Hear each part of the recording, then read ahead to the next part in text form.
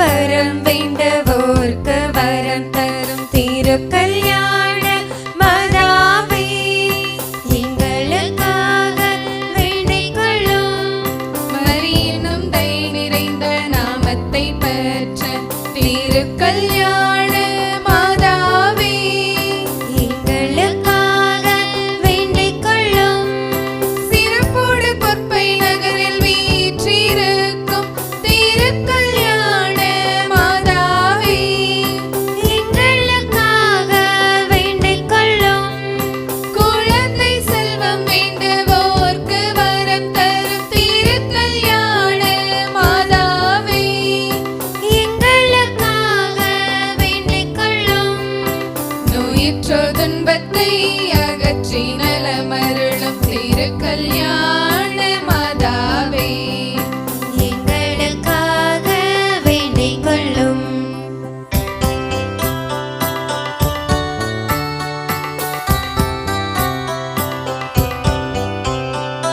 தீயாவி கட்டிலிருந்து விடுதலை தரும் திருக்கல்யாண மாதாவே, எங்களுக்காக வேண்டிக் கொள்ளும். அண்டி வருவோரை நல்வழி நடத்தும் திருக்கல்யாண மாதாவே, எங்களுக்காக வேண்டிக் கொள்ளும்.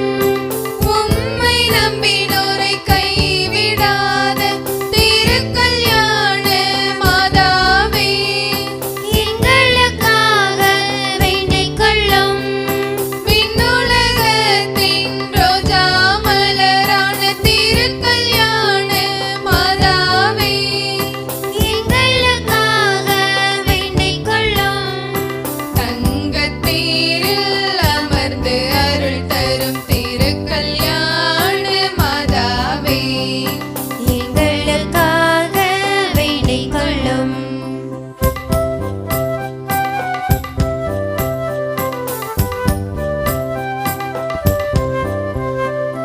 தாவீது ராஜா புத்திரியான திருக்கல்யாண மாதாவே, எங்களுக்காக வேண்டிக் கொள்ளும். வாக்கு தத்தத்தின் பெட்டகமான திருக்கல்யாண மாதாவே, எங்களுக்காக வேண்டிக் கொள்ளும். ஞானம் நிறைந்த பொக்கிஷமான திருக்கல்யாண மாதாவே, எங்களுக்காக வேண்டிக் கொள்ளும். வானுலக தாரகையான திருக்கல்யாண மாதாவே, எங்களுக்காக வேண்டிக் கொள்ளும். திருச்சப மாலையின் தாயான திருக்கல்யாண மாதாவே, எங்களுக்காக வேண்டிக் கொள்ளும்.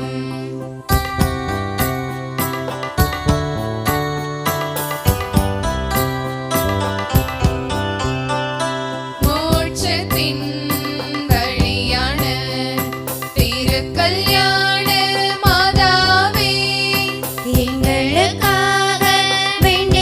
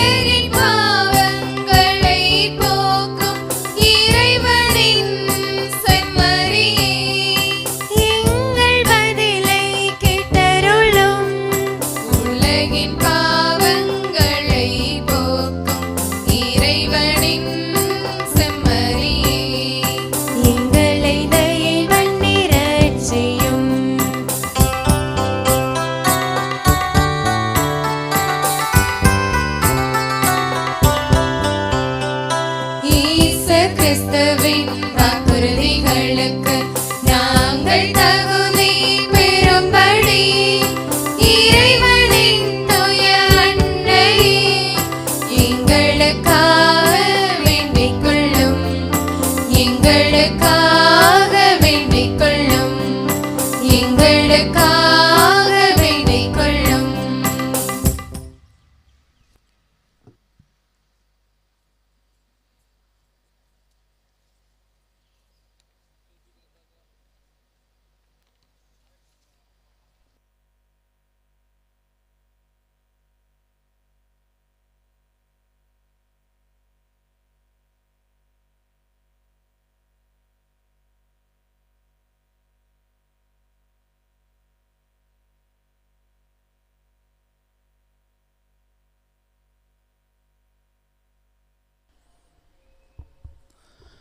நற்செய்தி வாசகத்திற்காக அனைவரும் எழுந்து நிற்போம்.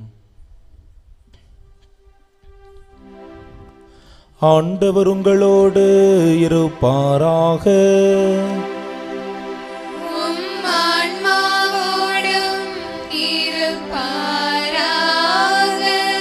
புனித லூக்கா எழுதிய தூய நற்செய்தியிலிருந்து வாசகம்.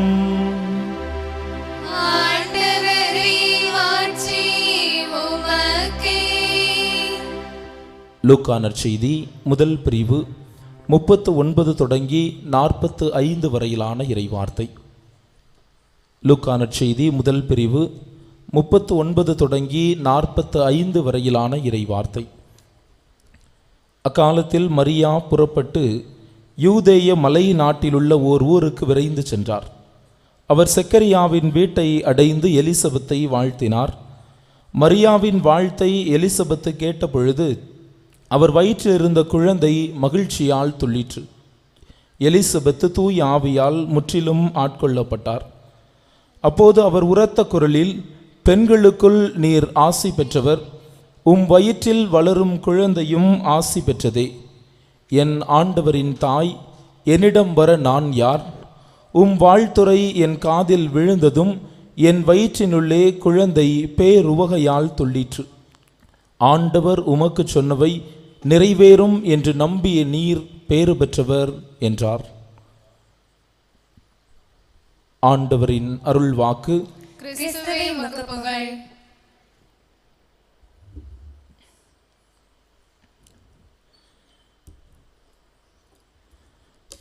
அன்னையே, அரசியே, அழகு நிறை தேவதையே, என்னையே எந்நாளும் ஆண்டிடும் ராக்கினியே, மரியே தாயே, மதுரமாம் கன்னிகையே, மன்பதை போற்றும் உந்தன் திருப்பாதம் வாழியவே.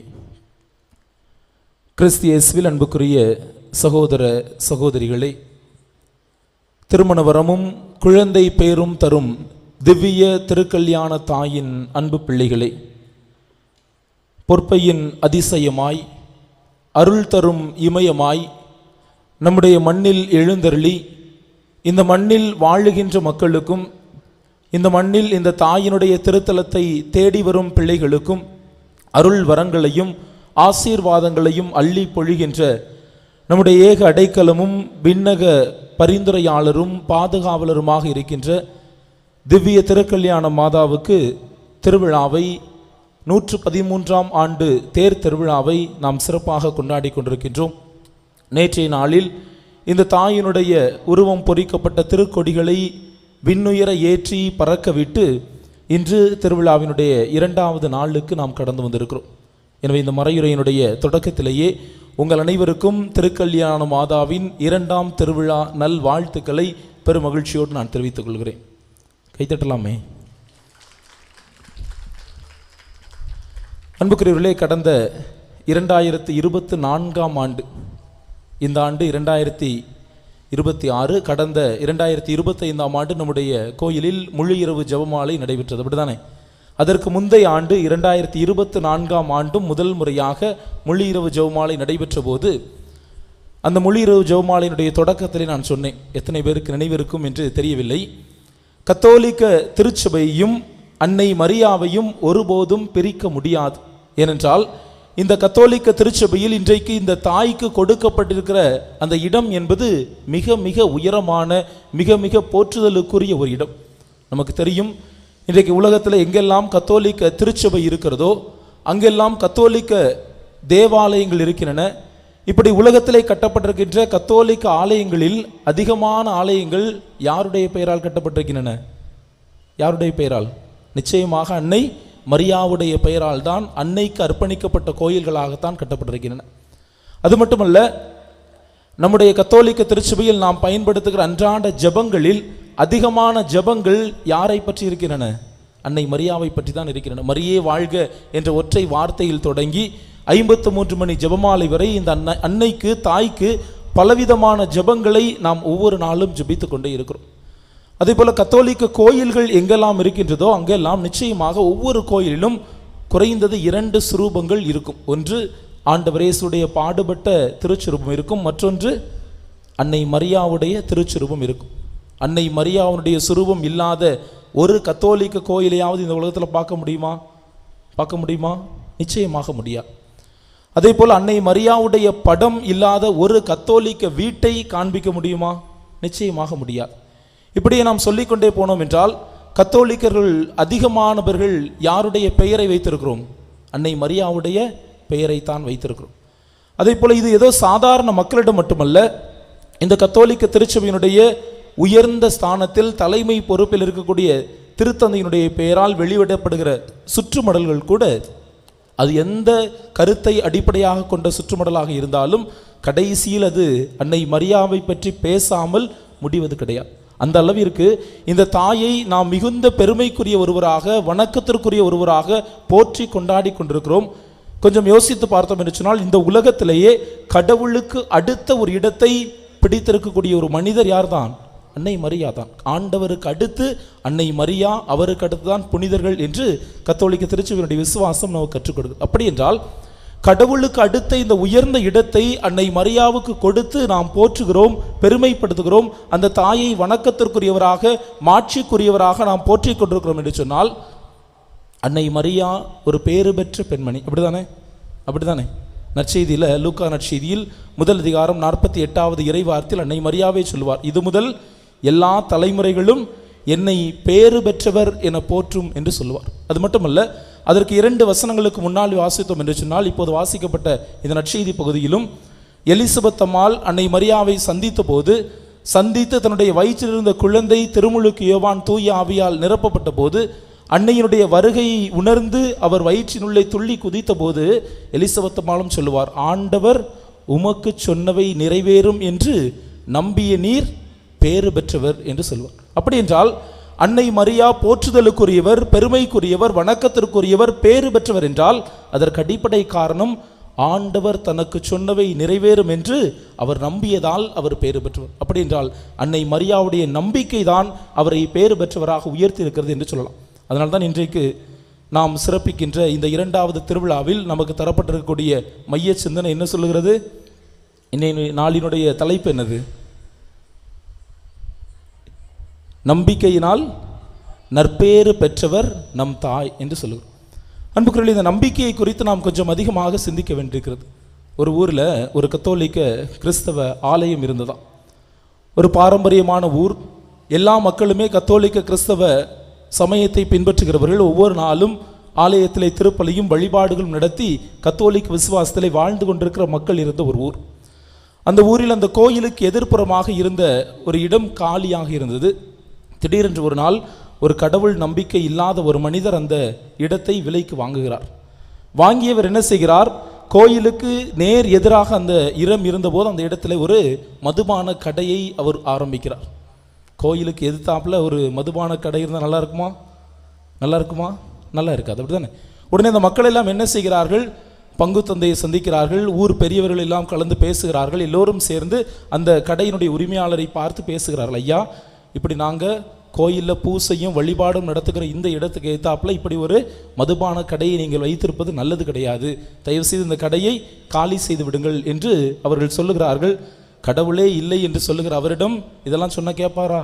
நிச்சயமாக கேட்க மாட்டார். அவர் கேட்பதாக இல்லை. கடைசியில் இந்த மக்கள்லாம் என்ன செய்கிறாங்க? திக்கற்றவர்களுக்கு தெய்வம்தான் துணை, எனவே நாம் கடவுளிடம் கேட்போம் என்று சொல்லி ஒரு நாள் ஊர் மக்கள் எல்லோரும் ஒன்றாக சேர்ந்து அந்த ஆலயத்திலே முழு நாள் உபவாச வழிபாடு ஒன்றை நடத்துகிறார்கள். எப்படியாவது அந்த கடை இந்த இடத்தை விட்டு போகணும் என்பதுதான் அன்றைய நாளில் அந்த மக்கள் எல்லோரும் ஜெபித்த ஒற்றை கருத்தாக இருக்கிறது. எல்லோரும் கூடி ஜெபிக்கிறார்கள். எல்லோரும் துயரத்தோடு ஜெபிக்கிறார்கள், உபவாசம் இருந்து ஜெபிக்கிறார்கள், எப்படியாவது இந்த கடை காலியாக வேண்டும் என்ற ஒற்றை சிந்தனையோடு ஜெபிக்கிறார்கள். ஆச்சரியத்தை பாருங்கள், அன்றைக்கு இரவு சரியான அடைமழை, பயங்கர இடி மின்னல், ஒரு பெரிய இடி அந்த மதுபான கடை மீது சரியாக விழுகிறது. அன்று இரவோடு இரவாக அந்த கடை நிர்மூலமாக மாறிவிட்டது. இதோடு எல்லாம் முடிந்து விட்டது என்று நினைத்தால் நிச்சயமாக இல்லை. அப்போது தான் புது பிரச்சனை ஒன்று ஆரம்பிக்குது. இந்த மதுபான கடையினுடைய உரிமையாளர் என்ன செய்கிறார்? காவல் நிலையத்திற்கு சென்று புகார் கொடுக்கிறார், நீதிமன்றத்தில் வழக்கு தொடுக்கிறார். இந்த ஊரில் இருக்கக்கூடிய கிறிஸ்தவர்கள் எல்லாம் ஒன்றா சேர்ந்து என் கடையை அடித்து காலி பண்ணிட்டாங்க, எனவே எனக்கு அவர்கள் தான் நஷ்ட ஈடு தர வேண்டும், நீங்கள் பேசி வாங்கி கொடுங்க என்று சொல்லி நீதிமன்றத்தில் வழக்கு தொடுக்கிறார். வழக்கு நடக்கிறது. அந்த வழக்கினுடைய விசாரணைக்காக இந்த கிறிஸ்தவ விசுவாசிகள் எல்லாம் கூப்பிடுகிறார்கள். நீதிபதி கேட்கிறார், எப்போ நீங்கள் தான் ஜெபம் பண்ணி இந்த கடையை அழிச்சிங்களா என்று கேட்கிறார். அப்போது அந்த கிறிஸ்தவர்கள் எல்லாம் சேர்ந்து சொன்னாங்களா, ஐயா இது என்னையா காமெடியாக இருக்குது, எந்த உலகத்திலேயாவது ஜெபம் பண்ணால் ஒரு கடை அழிஞ்சு போகுமா? நிச்சயமாக அந்த கடை காலியானதற்கும் எங்களுடைய ஜெபத்திற்கும் எந்த சம்பந்தமும் இல்லை, நாங்கள் நிரபராதிகள் என்று சொன்னார்களாம். அப்போது அந்த நீதிபதி கேட்டாராம், கடவுளே இல்லை என்று சொல்லுகிற இந்த மனிதர் உங்கள் ஜெபத்தை நம்புகிறார், ஆனால் கடவுள் இருக்கிறார் என்று சொல்லுகிற நீங்கள் உங்களுடைய ஜெபத்தை நம்பவில்லையே என்று கேட்டாராம். அன்புக்குரியவர்களே, இன்றைக்கு நம்முடைய நம்பிக்கை என்பது பல நேரங்களில் இப்படித்தான் இருக்கிறது. எல்லோருமே நாம் சொல்லுகிறோம், நாம் நம்புகிறோம், நம்பிக்கை கொள்கிறோம் என்று சொல்லுகிறோம். ஆனால் நம்முடைய வாழ்க்கைக்கு கடந்து வருகிற போது இந்த நம்பிக்கை என்பது எப்படிப்பட்டது என்ற ஒரு கேள்வி நிச்சயமாக பல விதங்களில் எழுகிறது.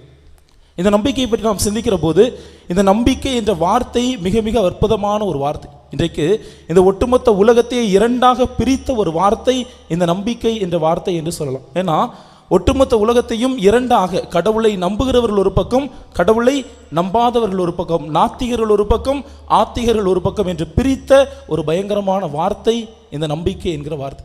அதே போல கத்தோலிக்க திருச்சபையினுடைய வழிபாடுகளில் ஒவ்வொரு நாளும் நாம் கேட்கிற மறையுரைகளில், நம்முடைய திருவிவிலியத்தில், இறை வார்த்தையில், நாம் பயன்படுத்துகிற ஜெபங்களில் அடிக்கடி வருகிற வார்த்தை என்னதான்?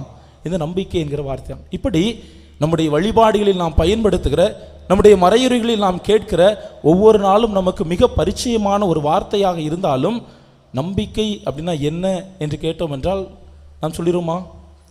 சொல்லுவோமா சொல்ல மாட்டோமா? பல நேரங்களில் முழித்து கொண்டு தான் இருப்போம். இந்த நம்பிக்கை என்றால் என்ன என்று பார்க்கின்ற போது முதலிலே 3 பண்புகளை இந்த நம்பிக்கையை பற்றி சொல்லலாம். முதலில், இந்த நம்பிக்கை என்பது ஒரு மனிதனுடைய அல்லது ஒரு கிறிஸ்தவனுடைய பலம் என்று சொல்லலாம்.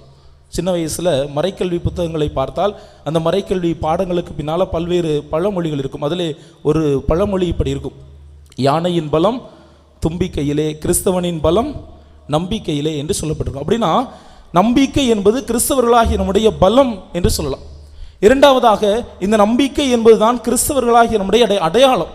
திருத்தூதர் பணிகள் நூல் 2வது அதிகாரத்தில் நாம் பார்க்கிறோம், கிறிஸ்தவர்கள் என்ற பெயரை முதல் முறையாக நாம் பெறுவதற்கு முன்னால் நமக்கெல்லாம் என்ன பெயர் தெரியுமா? இயேசுவினுடைய இறப்பு, உயிர்ப்பு, விண்ணேற்புக்கு பிறகு முதல் கிறிஸ்தவர்கள் ஒன்றாக கூடி வாழ்ந்த போது அந்தியோக்கியா என்ற இடத்துல தான் முதலில் அவர்களுக்கு கிறிஸ்தவர்கள் என்ற பெயர் கொடுக்கப்படுகிறது. அந்த பெயரை அவர்கள் பெறுவதற்கு முன்னால் அவர்களுக்கு இருந்த பெயர் நம்பிக்கை கொண்டோர் என்பதுதான். அப்படி என்றால் நம்பிக்கை என்பதுதான் நம்முடைய அடையாளமாக இருக்கிறது.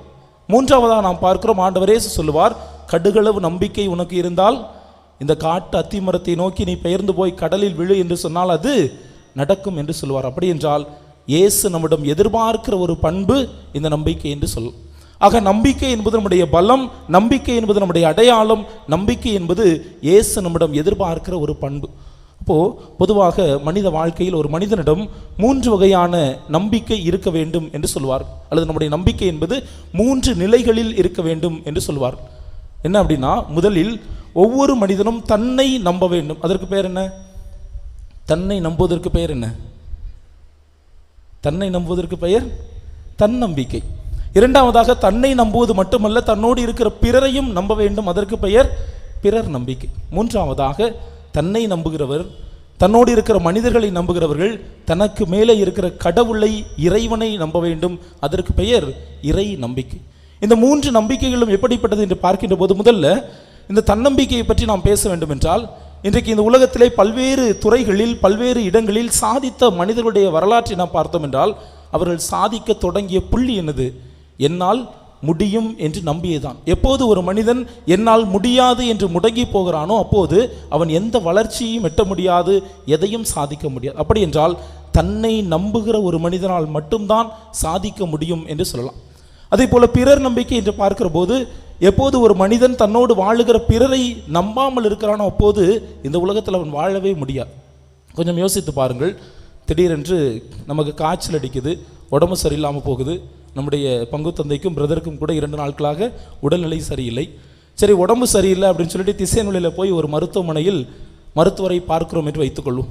அவரும் நம்ம உடம்பை செக் பண்ணிவிட்டு காய்ச்சல் அடிக்குது, ஒரு ஊசி போடணும், 2 மாத்திரை தரேன் என்று சொல்லிவிட்டு ஊசியில் மருந்தை ஏற்றி கொண்டிருக்கும் போது கொஞ்சம் நம்ம சந்தேகப்பட ஆரம்பிச்சோன்னு வைங்களேன். இந்த டாக்டர் உண்மையிலே MBBS படிச்சிருப்பாரா? இவர் கொடுக்குற ஊசி எனக்கு வேலை செய்யுமா? இவர் கொடுக்குற மருந்து அல்லது மாத்திரை என்னுடைய காய்ச்சலை குணமாக்குமா அல்லது வேறு ஏதாவது ஒரு நோய்க்கு இழுத்து விட்டு விடுமா என்று நாம் யோசிக்க சந்தேகப்பட ஆரம்பித்தால் அந்த மருத்துவமனையில் வைத்தியம் பார்க்க முடியுமா? நிச்சயமாக முடியாது. சரி, அந்த வைத்தியம் பார்த்துவிட்டு மீண்டும் திசையன்வெளியிலிருந்து பஸ் ஏறி பொத்தக்கால நிலைக்கு வருகிறோம் என்று வைத்துக்கொள்வோம். பேருந்தில் ஏறி உட்கார்ந்த பிறகு ஒரு சந்தேகம் வருது. இந்த டிரைவருக்கு உண்மையிலேயே கண்ணு தெரியுமா? இவர் சரியாக என்னை கொண்டு போய் பொத்தக்கால நிலையில் சேர்ப்பாரா? ஒருவேளை பாதி வழியிலே இவர் தூங்கிட்டா என்ன பண்ணுறது என்று சந்தேகப்பட ஆரம்பித்தோம் என்றால் அந்த பஸ்ஸில் பயணிக்க முடியுமா? நிச்சயமாக முடியாது. அப்படி என்றால் மனித வாழ்க்கை என்பது எப்போது நம்மளோடு வாழக்கூடிய சக மனிதர்களை நாம் நம்புகிறோமோ அப்போதுதான் நாம் முழு மனித வாழ்வை வாழ முடியும். பிறரை நம்பாத ஒரு மனிதன் இந்த உலகத்திலே வாழவே முடியாது. மூன்றாவதாக, இன்றைக்கு இந்த உலகத்திலே பல்வேறு விடை தெரியாத வினாக்கள் இருக்கின்றன. இந்த உலகம் யாரால் படைக்கப்பட்டது?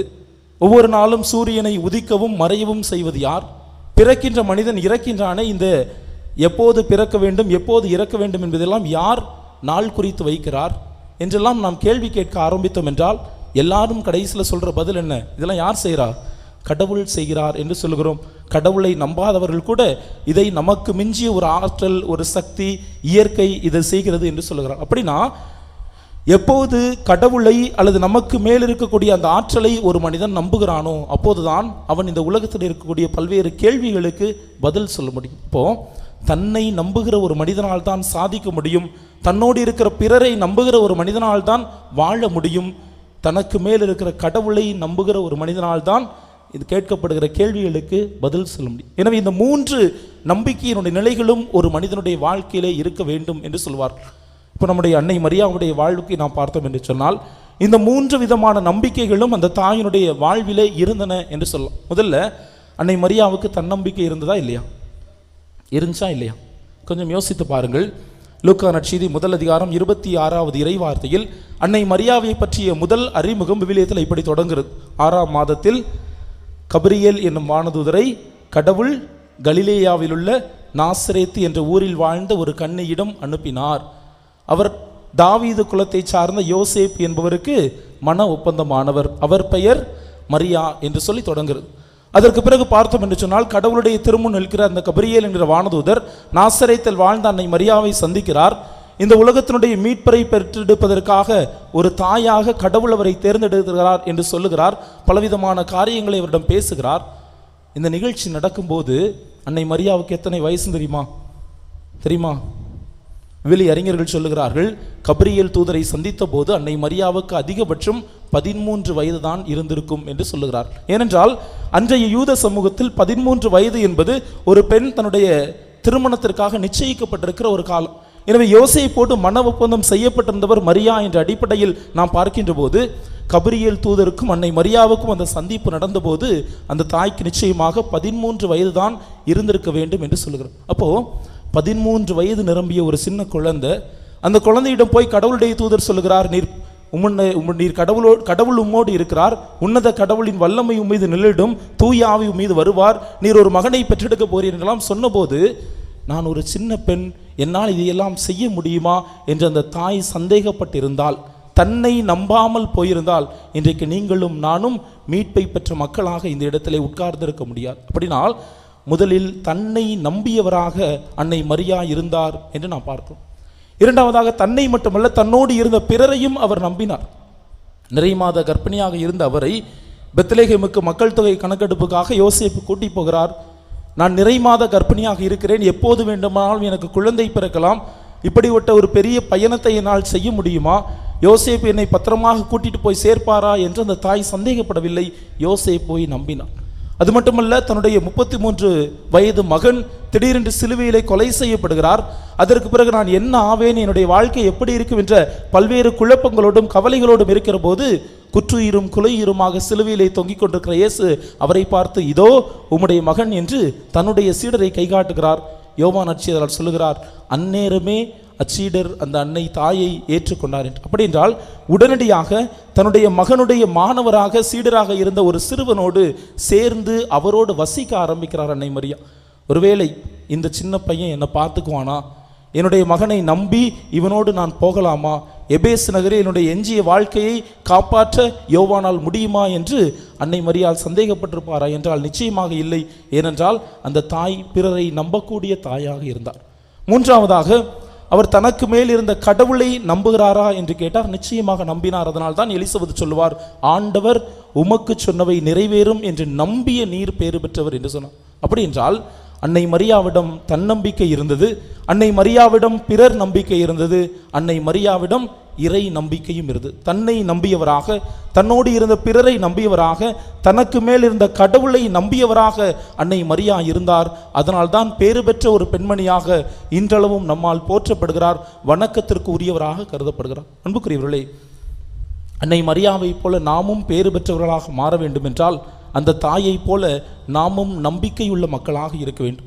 அப்படி என்றால் ஒருவேளை நம்பிக்கையுள்ள மக்களாக நீங்களும் நானும் இருந்தால் அந்த தாயை போல பேறு பெற்றவர்களாக மாற முடியுமா என்று கேட்டோம் என்று சொன்னால் நிச்சயமாக முடியும். அதற்கும் விவிலியத்திலே பல எடுத்துக்காட்டுகளை நாம் பார்க்கலாம்.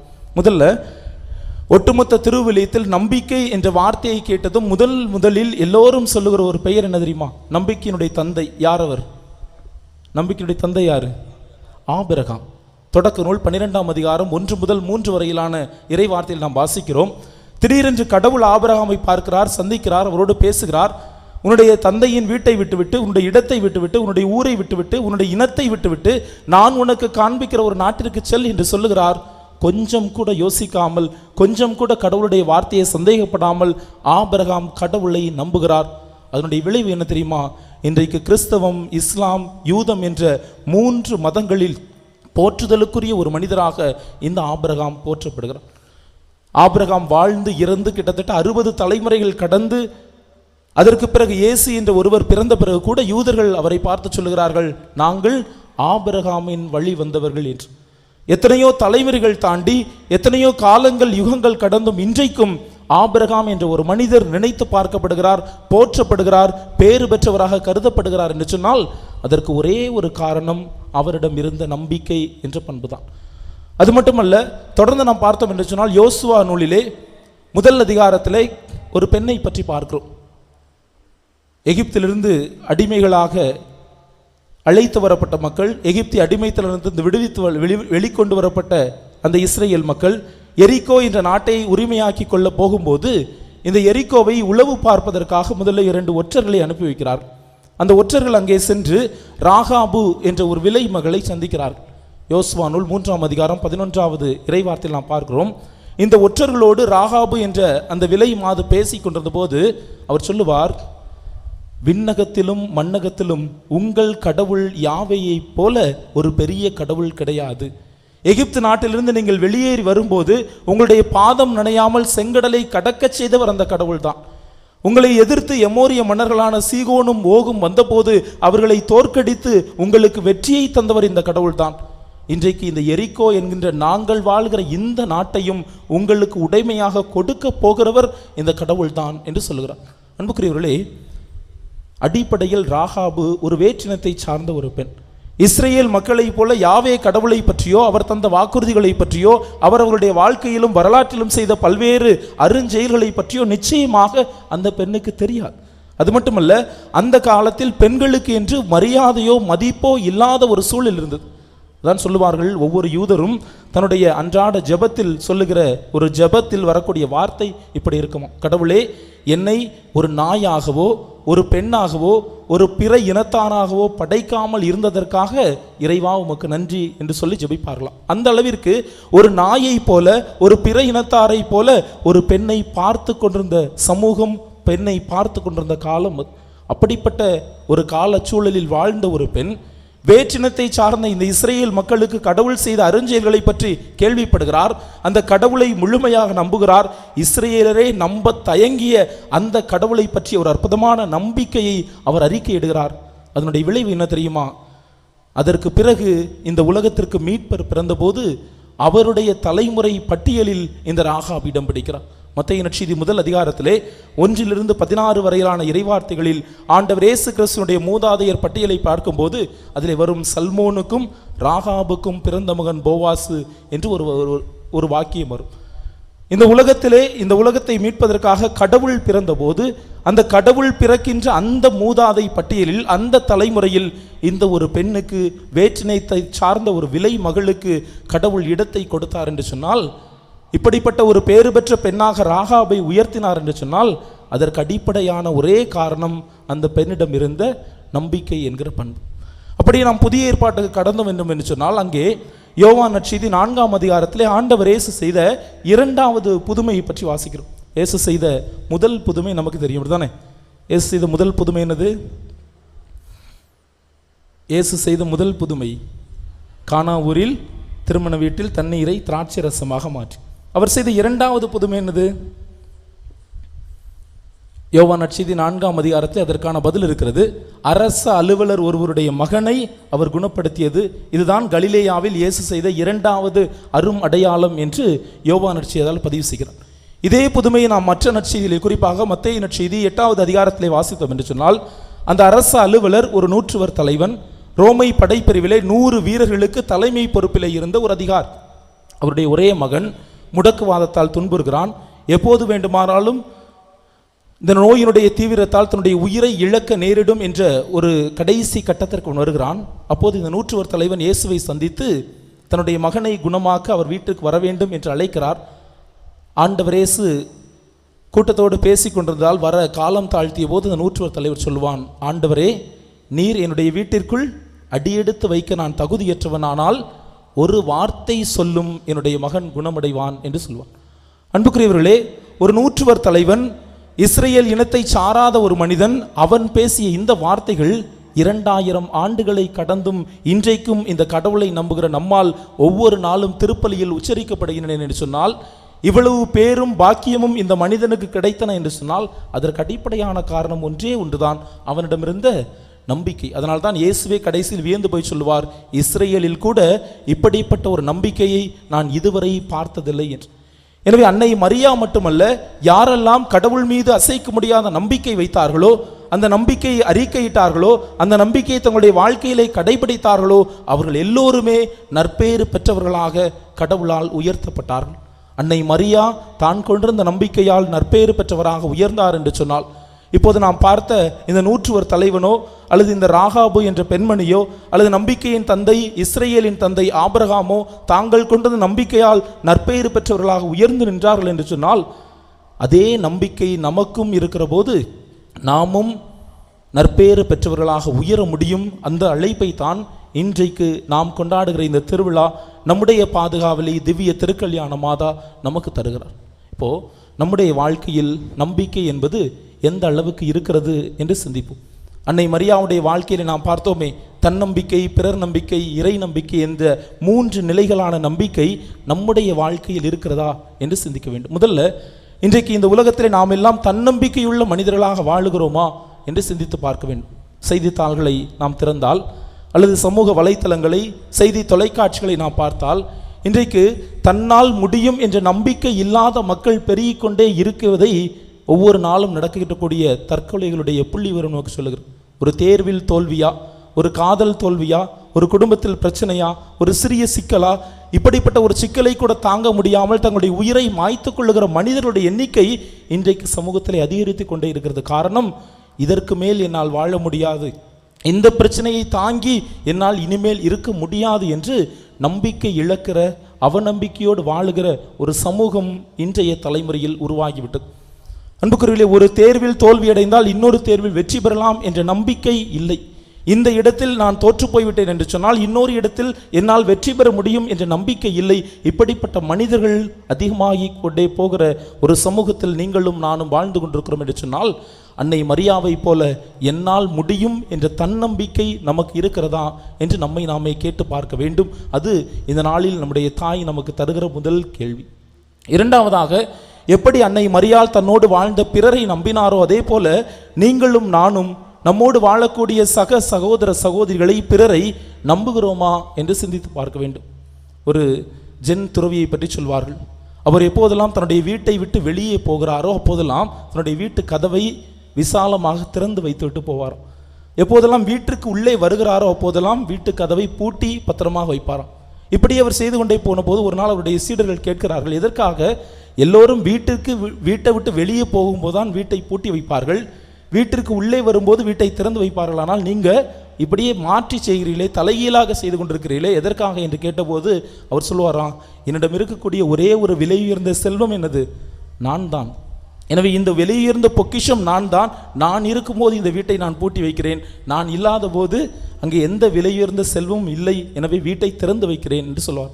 இன்றைக்கு யாராவது வீட்டை திறந்து வைத்து விட்டு வெளியே வருவோமா? இன்றைக்கு இத்தனை பேர் ஆலயத்திற்கு வந்திருக்கிறோம் என்று சொன்னால் நமக்கு நல்லா தெரியும், இந்த ஊரில் இருக்கக்கூடிய எல்லா மனிதர்களும் கிறிஸ்தவர்கள் தான், எல்லோருமே தாயினுடைய பிள்ளைகள் தான், எல்லோருமே நம்பிக்கை கொண்டவர்கள் தான். அப்படி என்றால் அவர்களை நம்ப நாம் தயங்குகிறோமா? வீட்டை பூட்டி வைக்கிறோமா? வீட்டை திறந்து வைக்கிறோமா? அதற்காக வீட்டை திறந்து வச்சுட்டு வாங்க என்று நான் சொல்லவில்லை. ஆனால் இன்றைய சமூகம் பிறரை நம்பாத ஒரு சமூகமாக உருவாகி கொண்டிருக்கிறது என்பது உண்மை. கொஞ்ச காலத்துக்கு முன்னாடி பார்த்தோம் என்று சொன்னால் பொது இடங்களில் இப்படி இந்த சிசிடிவி கேமராக்கள் எல்லாம் அதிகமாக இல்லாத ஒரு காலம். ஆனால் இன்றைக்கு அரசாங்கமே சொல்லுகிறது, மக்கள் அதிகமாக கூடுகிற எல்லா இடங்களிலும் கண்டிப்பாக சிசிடிவி கேமராக்கள் இருக்க வேண்டும். எதற்காக?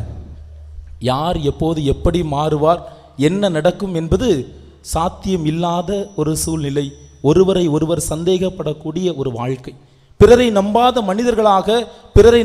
மனிதர்கள் உருவெடுத்து கொண்டிருக்கிற, பிறரை நம்ப முடியாத அளவிற்கு மனிதர்களும் இருக்கிற ஒரு காலத்திலே நீங்களும் நானும் வாழ்ந்து கொண்டிருக்கிறோம். அன்னை மரியா நம்மை பார்த்து கேட்கிறார், நான் எப்படி பிறரை நம்பினேனோ அதே போல என் மகனே, என் மகளே, நீ பிறர் நம்பிக்கை உடையவனாக வாழ தயாரா என்று கேட்கிறார். மூன்றாவதாக, அன்னை மரியாவிடம் இருந்த அதே இறை நம்பிக்கை நம்மிடம் இருக்கிறதா என்றும் சிந்தித்து பார்க்க வேண்டும். நிச்சயமாக தொடக்கத்தில் நான் சொன்னேன், இங்கே இருக்கக்கூடிய எல்லோருமே நம்பிக்கையாளர்கள் தான், கடவுளை நம்புகிறவர்கள் தான். ஆனால் எப்போது நம்புகிறோம்? நம்முடைய ஜெபங்கள் கேட்கப்படும் வரை, நம்முடைய வாழ்க்கையில் கடவுள் தொடர்ந்து ஆசீர்வாதங்களை தருகிற வரை, நாம் கேட்பதையெல்லாம், நாம் நினைப்பதையெல்லாம், நாம் வேண்டுவதையெல்லாம் அவர் நிறைவேற்றுகிற வரை நாம் நம்பிக்கையுள்ளவர்கள். ஒருவேளை நம்முடைய ஜெபங்கள் கேட்கப்படாமல் போய்விட்டால், நாம் தொடர்ந்து மன்றாடி கொண்டே இருக்கக்கூடிய ஒரே ஒரு விண்ணப்பத்தை கடவுள் தராமல் போய்விட்டால், நம்முடைய வாழ்க்கையில் நாம் எதிர்பார்க்காத ஒரு சிறிய துன்பத்தை நாம் சந்தித்து விட்டால் நம்முடைய நம்பிக்கை எந்த அளவிற்கு போகும்? அதுவரை தினமும் கோவிலுக்கு வந்து கொண்டிருந்த நாம் அதற்கு பிறகு வீட்டிற்குள்ளேயே முடங்கி விடுவோம். இந்த கடவுள் என்னை ஏன் இப்படி சோதித்து விட்டார்?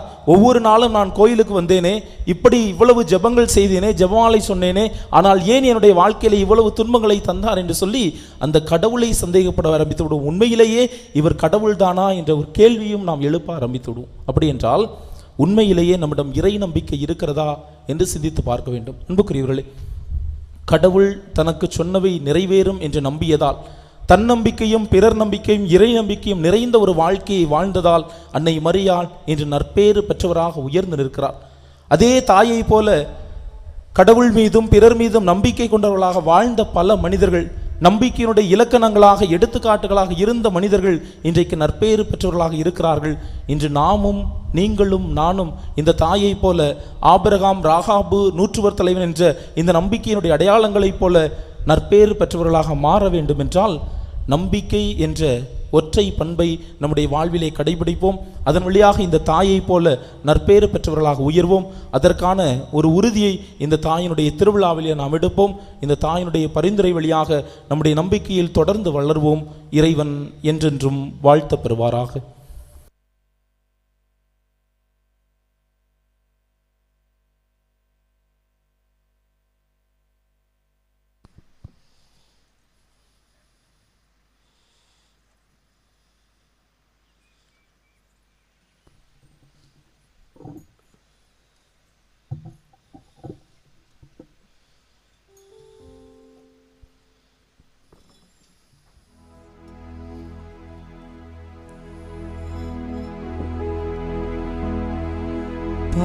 பாவிகளுக்கு அடைக்கலமே, பாவிகள் மனம் திரும்ப வேண்டிக் கொள்ளும். பாவிகளுக்கு அடைக்கலமே, பாவிகள் மனம் திரும்ப வேண்டிக் கொள்ளும். மரியாயின் மாசற்ற இருதயமே, எங்களுக்காக வேண்டிக் கொள்ளும். மரியாவின் மாசற்ற இருதயமே, எங்களுக்காக வேண்டிக் கொள்ளும். மரியாயின் மாசற்ற இருதயமே, இந்தியாவுக்காக வேண்டிக் கொள்ளும். மரியாவின் மாசற்ற இருதயமே, இந்தியாவுக்காக வேண்டிக் கொள்ளும். திவ்ய திருக்கல்யாண மாதாவுக்கு குடும்பங்களை ஒப்புக் கொடுக்கிற ஜெபம்.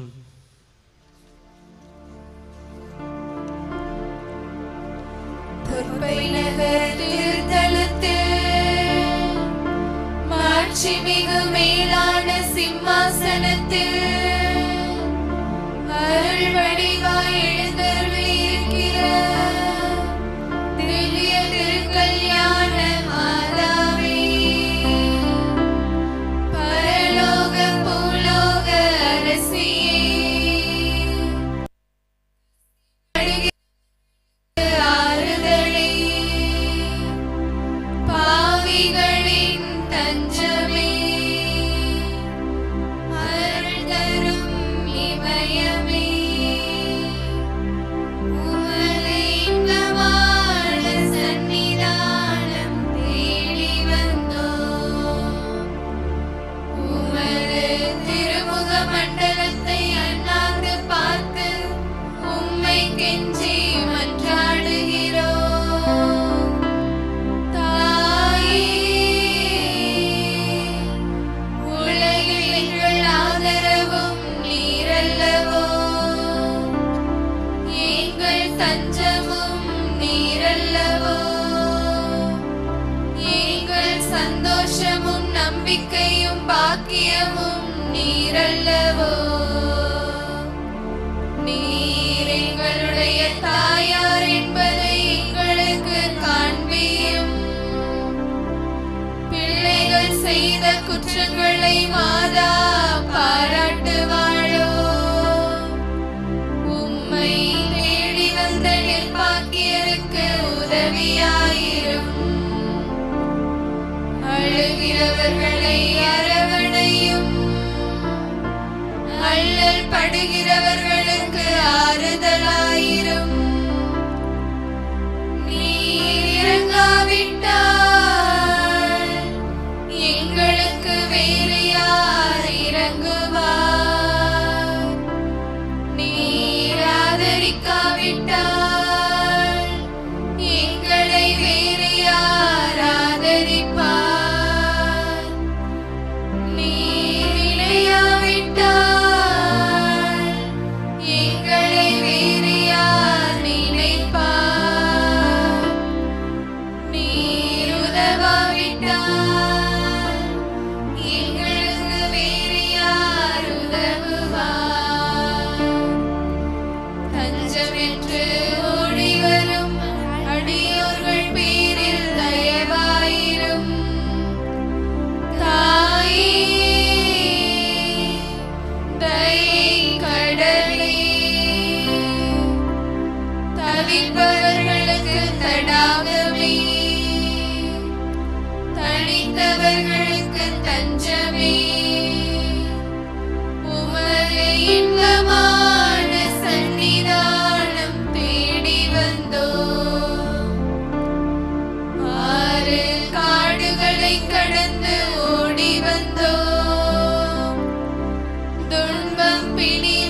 வறுமை முதலிய கேடுகளினாலே வாடி நொந்தோம். எங்கள் நம்பிக்கை வீண் போகுமோ? எங்கள் மன்றாட்டு மறுக்கப்படுமோ? எங்கள் வேண்டுதல்கள் பயனற்றதாய் போகுமோ? எங்கள் அழுகை கண்ணீர் உம்முடைய இருதயத்தை உருக்காது போகுமோ? அப்படியாகுமோ அம்மா, அருமையான அம்மா, திருமண வரம் தரும் திருக்கல்யாண மாதாவே அம்மா, குழந்தை வரம் தந்து குறை தீர்க்கும் அன்னையே அம்மா, தங்க ரதத்தில் இறங்கி வந்து காட்சி தந்த அதிசயமே அம்மா, பொறுப்பையில் வீற்றிருந்து பொழுதெல்லாம் எவை காப்பவளே அம்மா, தேடி வரும் அனைவருக்கும் அருள் வழங்கும் அற்புதமே அம்மா, அழியோர் எங்கள் குடும்பங்களை உமக்கு ஒப்புக் கொடுக்கிறோம். எங்களை கையேற்றுக் கொண்டு ஆசீர்வதித்தருளும் அன்பு தாயே. ஆமென்.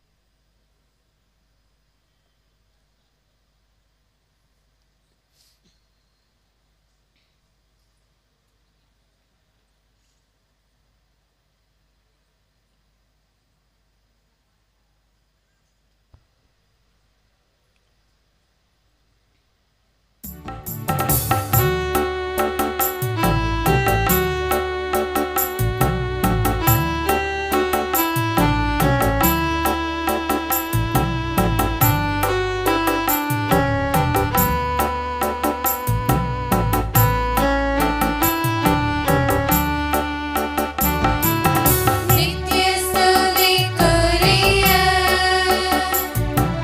பரிசுத்த நற்கருணைக்கு பக்தியாய் ஆராதனை எத்திசையும் புரிவோம். நித்திய ஸ்துதிக்குரிய பரிசுத்த நற்கருணைக்கு பக்தியாய் ஆராதனை எத்திசையும் புரிவோம். நித்திய ஸ்துதிக்குரிய பரிசுத்த நற்கருணைக்கு பக்தியாய் ஆராதனை எத்திசையும் புரிவோம்.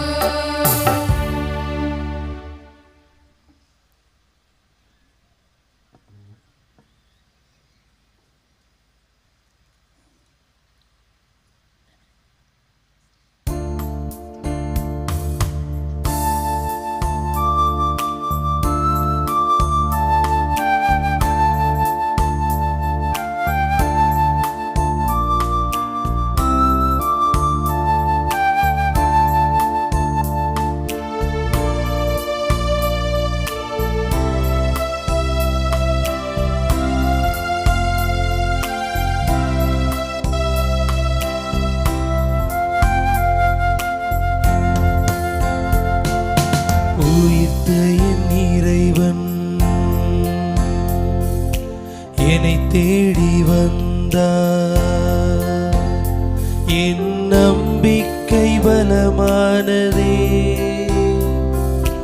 ஒருபோதும் இனி நான் ஐயம் கொள்ள மாட்டேன். என் ஆண்டவரின் அடி தொட்டு நடப்பேன். என்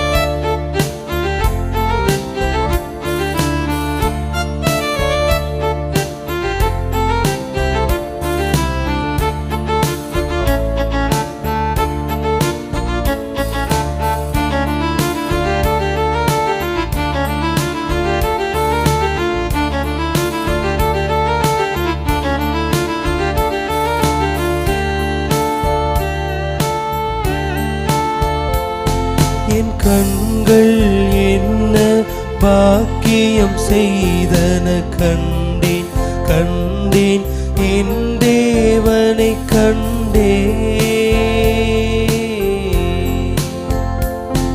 என் கண்கள் என்ன பாக்கியம் செய்தன கண்டேன் கண்டேன் என் தேவனை கண்டேன்.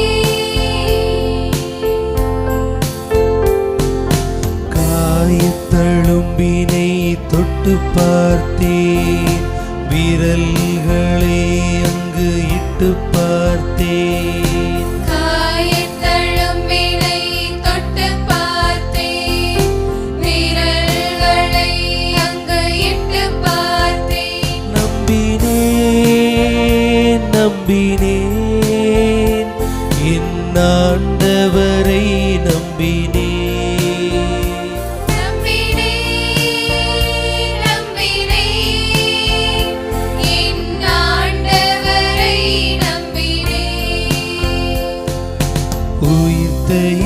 இறைவன் என்னை தேடி வந்தார்.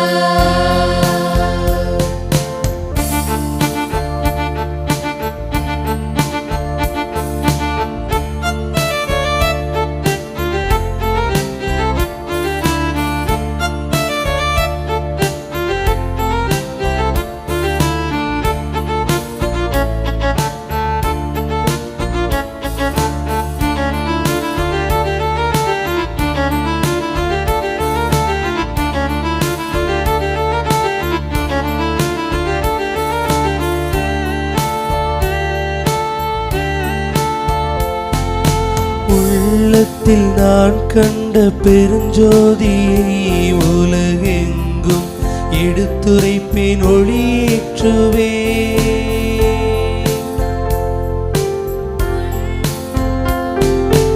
உள்ளத்தில் நான் கண்ட பெருஞ்சோதியை உலகெங்கும் எடுத்துரைப்பேன், ஒளியேற்றுவேன். இனி மாறாது மறையாது என் நம்பிக்கை, அடி பிறளாது சிதையாது இறை மாளிகை.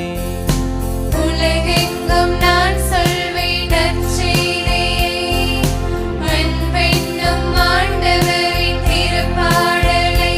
நம்பினேன் நம்பினேன் என் ஆண்டவரை நம்பினேன்.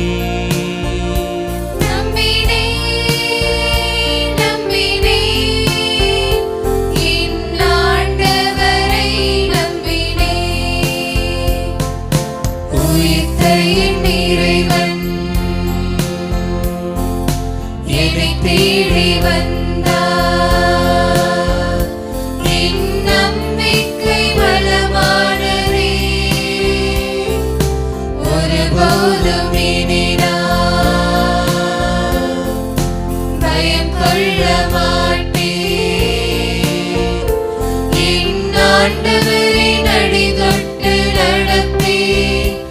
என் ஆண்டவரே என் தேவனே, நீரே என் கடவுள். என் ஆண்டவரே என் தேவனே, நீரே என் கடவுள். ஐயா நீரே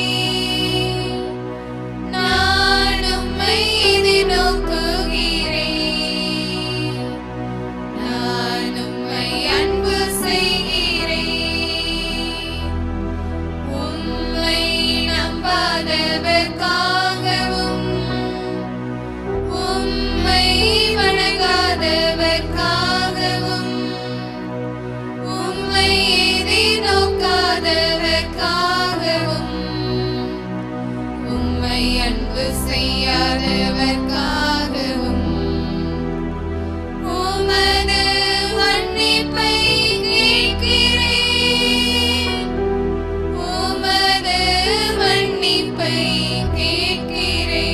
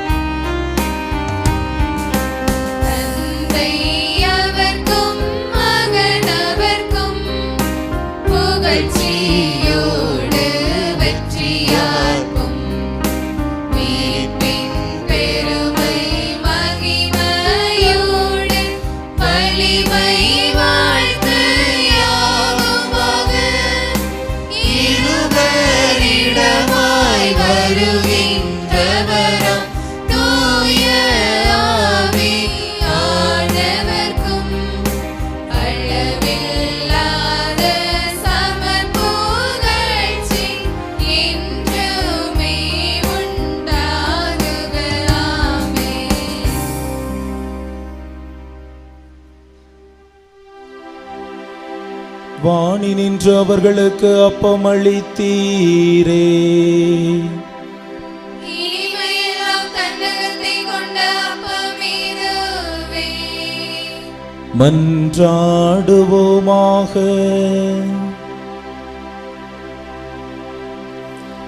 இறைவா, இந்த வியப்புக்குரிய அருளடையாளத்திலே உம்முடைய திருப்பாடுகளின் நினைவை எங்களுக்கு விட்டு சென்றீர். உமது திருவுடல் திருரத்தம் இவற்றின் தூய மறைபொருளை வணங்கும் நாங்கள் உம்மீட்பின் பலனை இடைவிடாமல் தொய்த்துணர்ந்து மகிழ அருள்வீராக. தந்தையாகிய இறைவனோடு தூயாவியாரின் ஒன்றிப்பில் இறைவனாய் என்றென்றும் வாழ்ந்து ஆட்சி செய்கின்றவர் நீரே.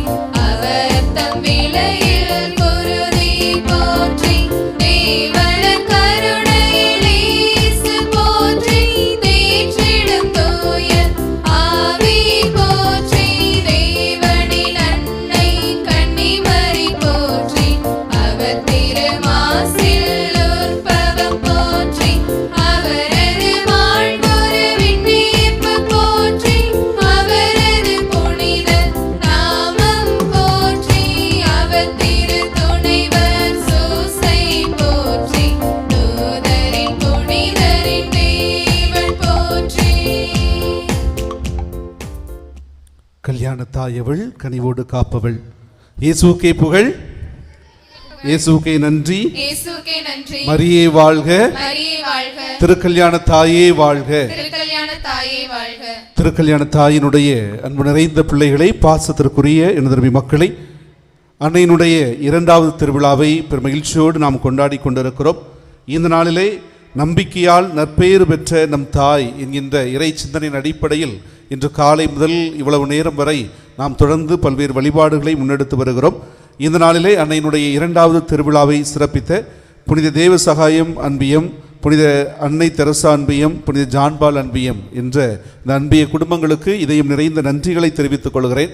இப்பொழுது இந்த அருமையான விதத்திலே நமக்காக இறை சிந்தனையை பகிர்ந்து கொண்டு நற்கருணை ஆசிரை நமக்காக தந்தவர்கள் நம் அனைவருக்கும் நன்கு அறிமுகமான அன்பு தந்தை, அன்பு தம்பி அருட்தந்தை பிரவீன்ராஜ் அவர்கள் நமக்காக இந்த அருமையான ஒரு மறையுரையை தந்தார்கள்.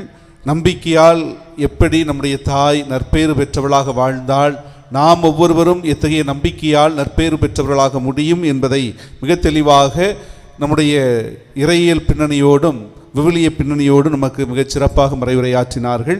தந்தைக்கு நிகர் தந்தை தான். அந்த வகையில் எப்பொழுதுமே என்னோடு தோளோடு தோளோடுக்கும் அன்பு தந்தைக்கு உங்கள் அனைவருடைய சார்பாகவும் என்னுடைய சார்பாகவும் நம்முடைய பங்கு பேரவை அனைவருடைய சார்பாகவும் இதை நிறைந்த நன்றிகளை கரவொலி எழுப்பி அன்போடு தெரிவித்துக் கொள்வோம்.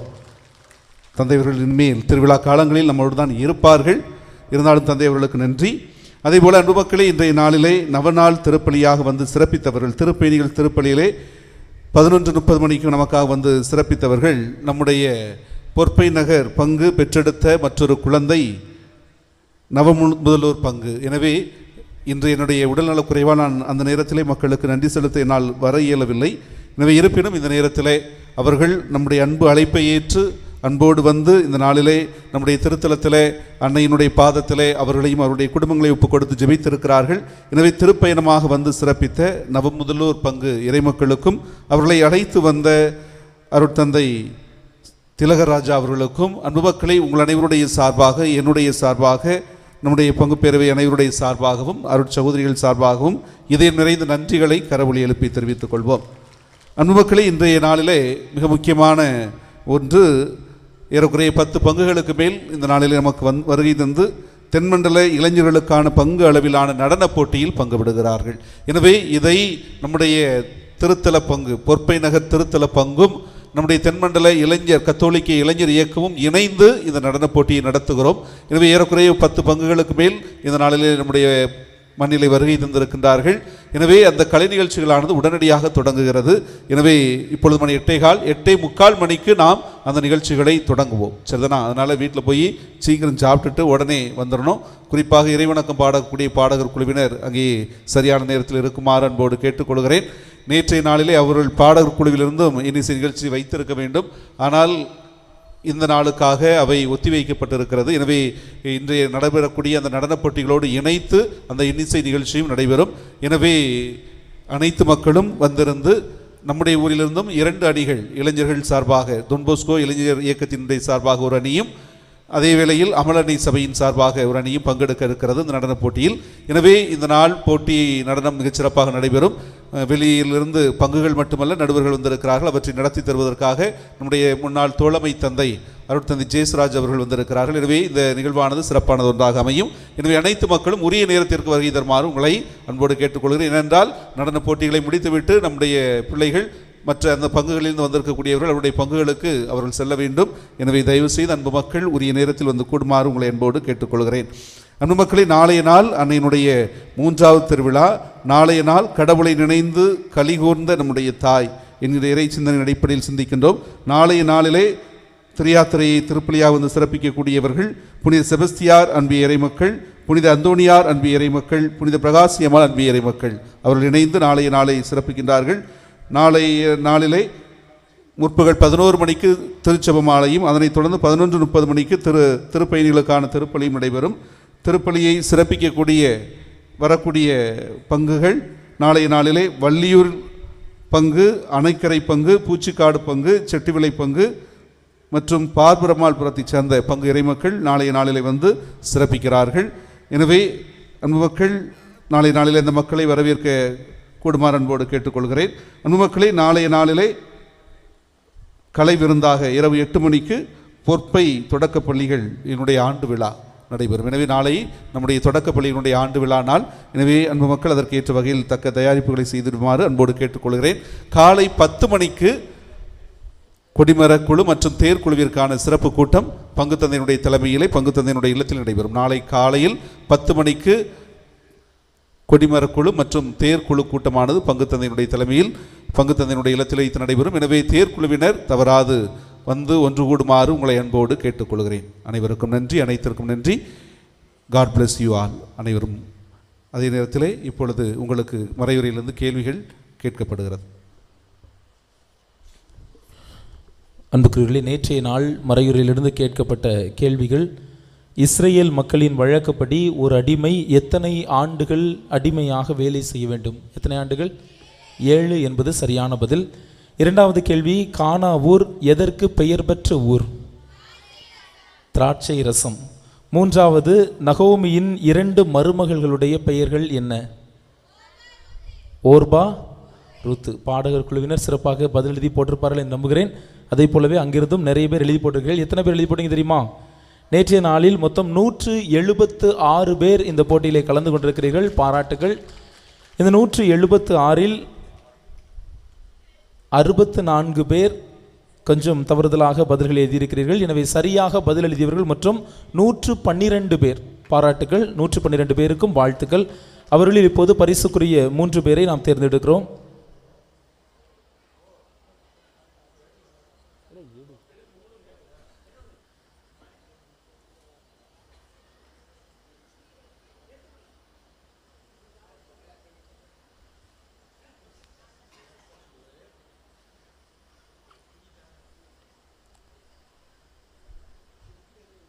இங்கே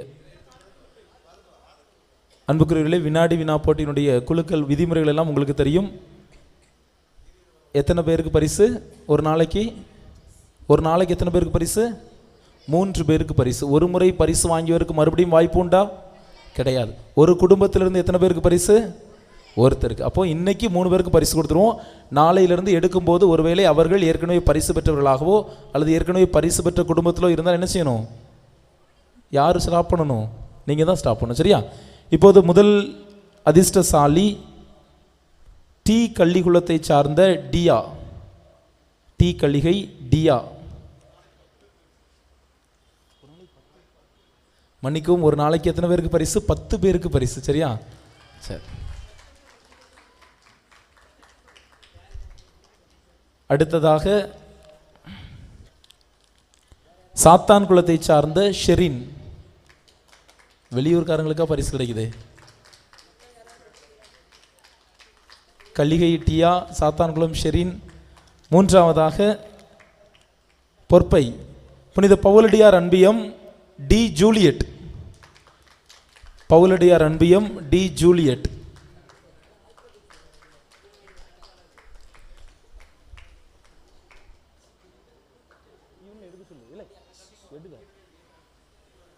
பெயர் வந்தவர்கள் வேகமாக வந்து பரிசுகளை பெற்றுச் செல்லுங்கள்.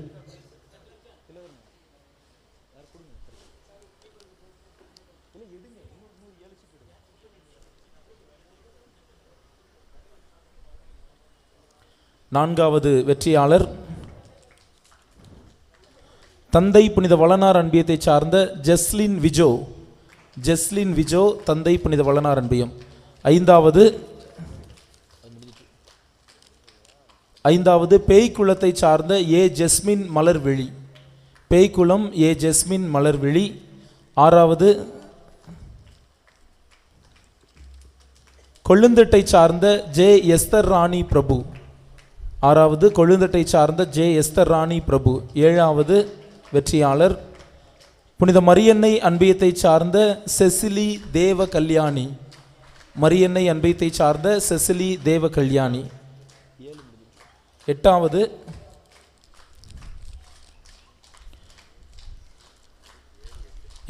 புனித ஜெபஸ்தியார் அன்பியத்தை சார்ந்த ஜெயப்பிரகாஷ். ஜெபஸ்தியார் அன்பியம் ஜெயப்பிரகாஷ்.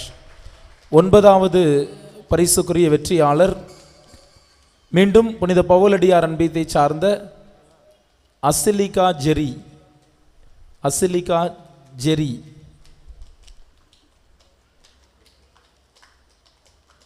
புனித பிரகாசியம்மாள் அன்பியத்தை சார்ந்த டெர்லின். புனித பிரகாசியம்மாள் அன்பியம் ஏ டெர்லின்.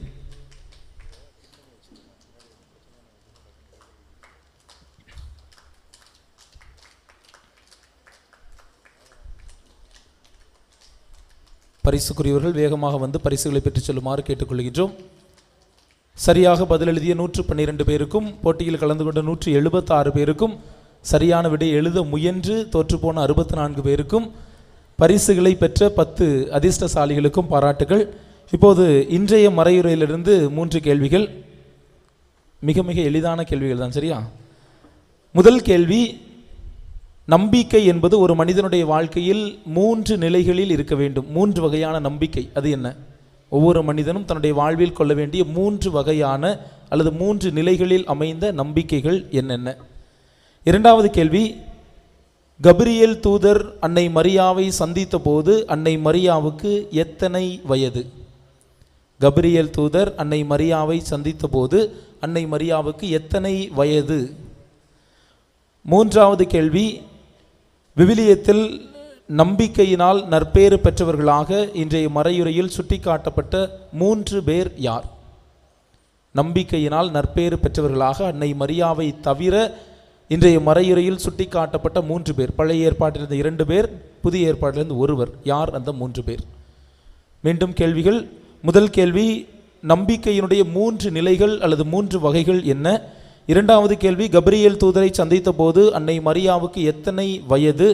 மூன்றாவது கேள்வி, நம்பிக்கையினால் நற்பேறு பெற்றவர்களாக இன்று மறையுரையில் சுட்டிக்காட்டப்பட்ட 3 விவிலிய மாந்தர்கள் யார்? இப்போது நேரம் 8:30, சரியாக 8:40 வரை நீங்கள் பதில்களை எழுதி போடலாம். நன்றி. அன்பு மக்களே, சரியாக 8:45 மணிக்கு நான் நிகழ்ச்சி என்று சொல்லியிருக்கிறேன். வேகமாக முடித்துவிட்டு விரைவாக வருமாறு அன்போடு கேட்டுக்கொள்கிறேன். எனவே உரிய நேரத்தில் நாம் நிகழ்ச்சிகளை தொடங்க வேண்டும் என்பதை என்போடு தெரிவித்துக் கொள்கிறேன். முதல் பரிசு ரூபாய் 10,000, இரண்டாவது பரிசு ரூபாய் 7,000, மூன்றாவது பரிசு ரூபாய் 5,000. வந்திருக்கின்ற அனைத்து அணிகளுக்கும் தலா 1000 ரூபாய் ஆறுதல் பரிசாக வழங்கப்பட இருக்கிறது. நன்றி.